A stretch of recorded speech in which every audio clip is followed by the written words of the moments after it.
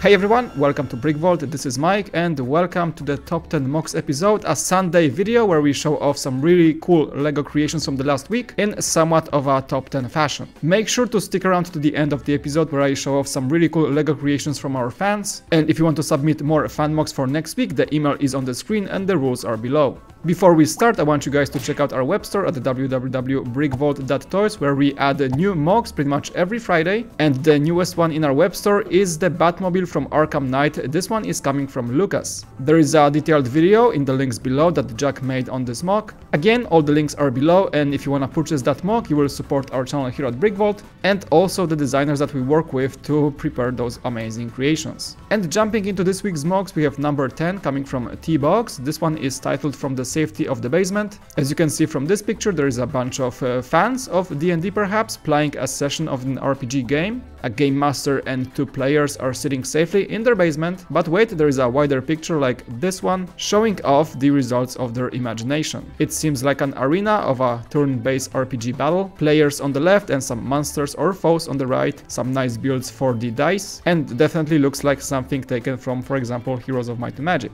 Very creative build, a bit of a thinking outside of the box, if you know what I mean. And according to the designer, this MOC was part of the AFOL vs AFOL competition in a Sweep Bricks annual contest under the theme of adventure. And I think this one really catches the topic.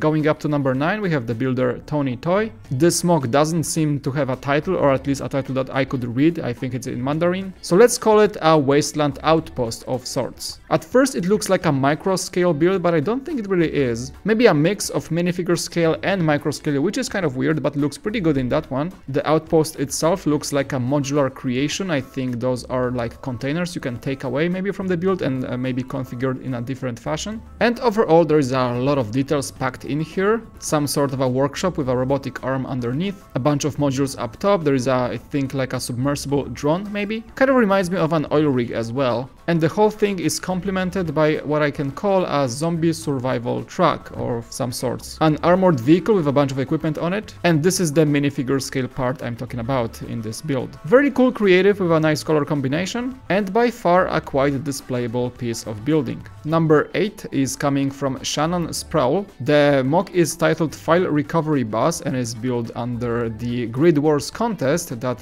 is involving MOCs built around the Tron legacy theme. And if you can recognize that shape, you're absolutely right. This one is actually a Nebulon B frigate. I like builds that are taking the Star Wars theme on with a different environment entirely, and I've never seen a creative one like this one before. The shape is captured pretty well, the angles are a bit off, but that is entirely on purpose. There is even a Tron-style Millennium Falcon docked under the frigate, and the color combination of this bluish teal color along with black works exactly like it should for such type of MOC. So you can say this build is simple, but yet it delivers in terms of the theme it was built for. And that is not the only one from this builder under this theme of Grid Wars. He also made an Imperial TIE Fighter titled Malware Executable File, also in the Tron universe. So both are quite creative approaches to the very unique topic, and I think the execution is just right. Moving up to number 7, this is more of a traditional MOC right here. Andreas Lenander built the adventure at the waterfall, and I like the action that is happening right now in this MOC. Two guys in a kayak or a canoe are not having the best time, just falling down the waterfall. Well, that's what the adventure is all about. I hope they're okay, but let's check out the build. I really love the build for that waterfall. The water in movement, in motion, is captured very nicely with a lot of clear bricks. It goes very well along that rocky formation that is portraying the cliff, and you have to appreciate the build of those jungle trees at the very top. A snap photo, you would say, of a very dangerous and exciting moment at the same time, and such snapshots in MOCs are not something you see every day, so I very much welcome such creation. Number 6 is the one from Fortnite. I do not play Fortnite at all, but I know the game is quite popular still. This one is a Fortnite Llama from Pistash. We did feature a llama before, but the other one was quite a big one compared to this MOC. I think I like this one better in the scale it's built in and the style that Pistash used for the build. A bunch of colorful 1x2 slopes that are working very well for the fur of the llama in this build. The head is very expressive, just like the thing in the game. And of course the loot box is very well integrated into the back of the animal or the creation's body. Interestingly enough, you can remove the loot box from the back and it does contain the items you are looking for in the game. And I guess many LEGO fans will appreciate the build for the scale it is in, and and maybe would like to recreate one to have as a piece of display on the desk, because I really think that the size is just right to have it in that matter.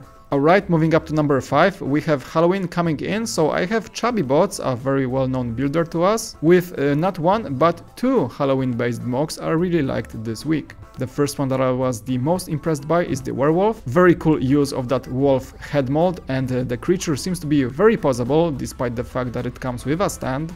The menace is real with this one. I like the build of the claws as well, and the fact that he used a torn blue shirt and the brown pants that contrast very well with the creature's grey body. It's one of those builds that you think is simple, but still it's pretty complex, and I think it took quite the effort to get this right. The second one, however, is much simpler in form, and this one I think gets the award for the best piece usage for this week. It is simply built the Kraken. We have a microscale here, and the creature is built using the T-Rex body parts from the Jurassic World theme. That is a very creative approach, and the size is just perfect for a Kraken attacking a microscale castle of sorts. The shoreline is built just fine with a bunch of ships approaching. One of them I think is on fire trying to battle the Kraken. So what we have here is a great example of packing a lot of action in a very small build. And again, that piece usage is just genius.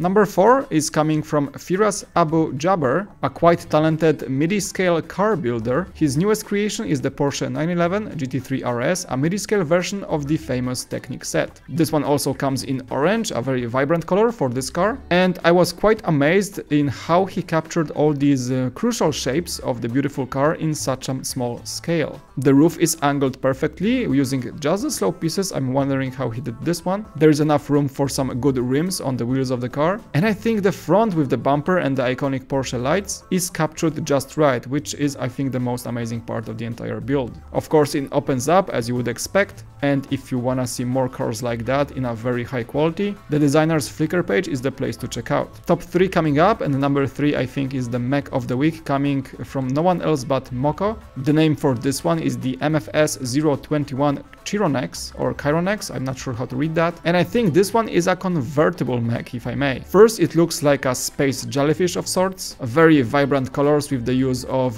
transparent blue and purple. I'm always impressed how Moko is getting his colors right and the shapes along with that, but as I mentioned, this is a convertible mech, so the jellyfish can transform into an octopus of sorts and then into a mech with tentacles, obviously. I think the final form looks the most intimidating. I love the build for the torso. I think this thing has like 3 eyes or something, and there's also a bunch of claws, so I guess you would not really want to get close to this thing. And I think we can all agree that just seeing any new mech from Moko is an experience in its own, because he doesn't really stick to a certain theme. He always comes up with something new every single time. And this one here is another great example of his talent. Number 2, guys, is a Star Wars build. I couldn't skip an episode without something really good in Star Wars. Tino Poutiainen put up a Tantive 4 build in a very good scale, to be honest. According to him, this is an approximate 1:600 scale. The model is about 15 centimeters long, or as you can say in Lego, 60 studs in length, and the weight is approximately 2 kilograms. So this is not the biggest build you can get from that ship. I mean, we are still trying to figure out how to keep going with the minifigure scale Tantive 4 that we are attempting for many years now. But coming back to the mock, I think this one looks very good at this certain scale. Has a bunch of movable turrets. I think he also captured the cockpit, the most iconic part of the ship,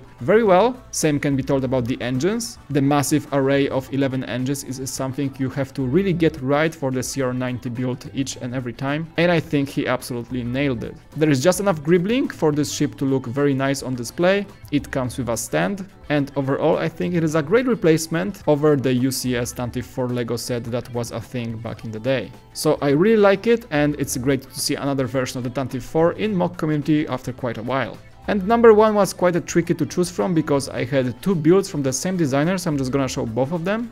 Those are coming from Raddude. The first one here is the Monolith mech. This is one of the rare occasions I see a mech as unique as one of the Moko ones. This 4-legged beast reminds me of Cthulhu, the H.P. Lovecraft creature from the horror books, because of those tentacles around his mouth. but that only makes it look very otherworldly, almost like an alien creature, and on top of that contrasts very well with the entirety of white body of the build. There's a bunch of gribbling in yellow as well that contrasts very well, and you have to really gaze upon those pictures to pick up all the amazing details. Very cool posability, for example like in this picture, and overall that was quite a discovery for this week. And the second build from this designer is the Stargate SG-1 F304 Daedalus. I think that is a bit of a late September build, but I think it was worth the wait. I mean, just look at this thing. Very good photography goes along with that, so he did superimpose the ship on top of some really nice space pictures. There is even a blueprint of sorts showing off the different profiles of the ship along with the shot of the Lego build. So that is a really cool insight into all the details of this amazing creation, and it pretty much has everything that a proper September build needs to have.